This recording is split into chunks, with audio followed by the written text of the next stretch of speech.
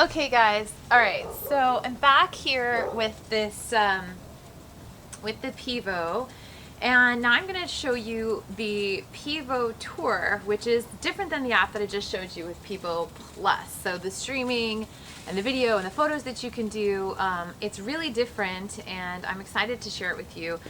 So let's just start from the beginning again. I've already shown you guys how this can be used for influencers or for social media folks, and I do think that it is pretty awesome. So you start with your tripod, and you can use the tripod that it comes with. It comes in the case. I think you can get this whole kit for about $3.99, which is awesome. And anyway, so then you can put your phone here. Now remember that I did a video last year, maybe it was in 2020, so it was a year ago, and I was telling people you can DIY a Zillow 3D home tour. And so what I did is I said, okay, just, hold the phone, and I kind of illustrated how you go in a circle like this, and showed people how to do it by trying to stand still, but there's so much room for user error in that, and it rarely works easily the first time. So it's great for DIY, and it's an awesome tour for you guys to do very inexpensive 3D tours or 360 tours. But this is a huge upgrade on that, and it's slow, which is one of the things I found out, but I want to show you why I still think it's cool. So I've got my phone here, and I'm going to go into a couple of different apps. The Zillow 3D Home Tour is not yet native with this, which means it doesn't pair right away.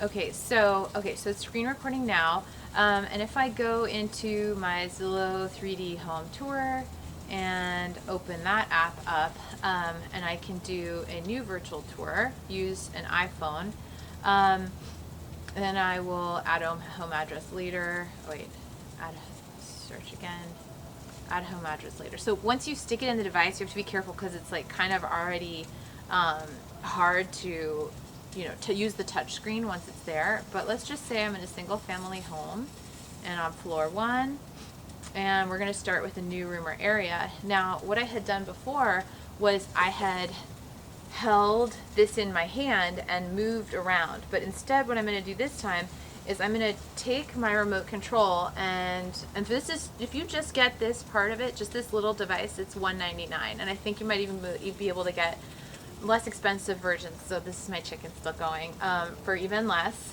But watch this. I'm going to push the button, the 2 arrows on the left, and that rotates it around. So let's look at the time. Let's see, it's 10 after, and I am going to rotate this device. Now, normally I would be getting out of the way, but since I'm just showing it to you guys right now, I'm going to stay still.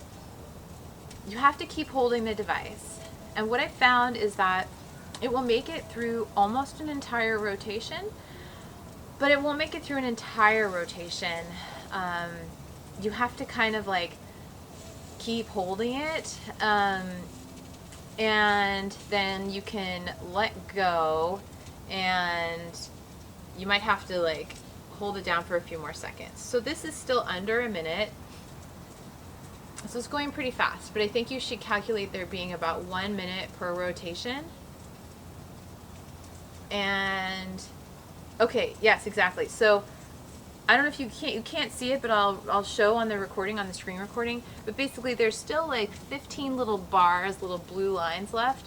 And so then I'm going to just keep going, and boom, it's done. So now I'm going to just do balcony. Oh wait, but I want to pause it so it doesn't keep going. So I'll just do balcony, and it's processing, and I'll say done.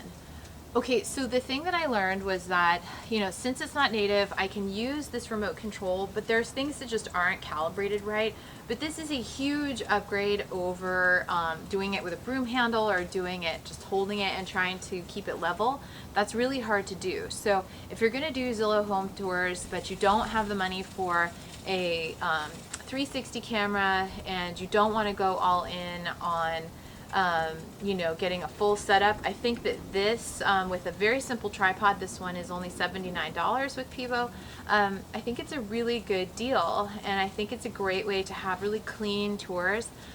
I did notice that, and I will probably show it in the video, but I noticed that the nadir patching was very big. It was like big black areas, and so that was visible to me, but most of the research shows that only 1% of people look down or look up on your 360 content. So I almost wouldn't be afraid of that being an issue, and you know, you should still just you know, try it and see what you think. Okay, so we did a panorama, so we could actually complete this tour with one panorama, or we could keep going.